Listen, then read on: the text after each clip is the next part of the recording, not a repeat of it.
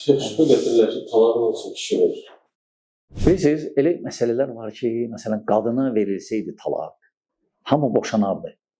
Çünki, məsələn, elə xüsusiyyətlər var ki, qadında, kişidə yoxdur. Qadında olsaydı, məsələn, çox ailələr boşanardı. Çünki qadın görürsən, gedir, sonra birdən incir nəsə, birdən görür çətinlikdir, deyir, boşa məni. Dərhal deyir, məni boşa məni. Ona görə bu kişiyə verilir, kişi daha təmkinlidir. Ona görə ailələrin çoxsu qorunub. Əgər bu qadına verilsəydi, ailələr zəifləyəcəkdi, ailələr çoxsu dağılacaqdı. İndi də kişilər zəifləyib, ona görə ailələr dağılır çoxsu. Kişinin yeri olmalıdır. Kişini zəiflətmək olmaz.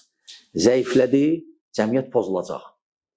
Ona görə hikmətdən də, Allah Taala'nın hikmətindəndir, kişiyə verilib talaq. Lakin bu o demək deyil, qadına haqları pozulur. Qadın talaq istəyə bilər ərindən. Amma yenə son qərarı kişi verir.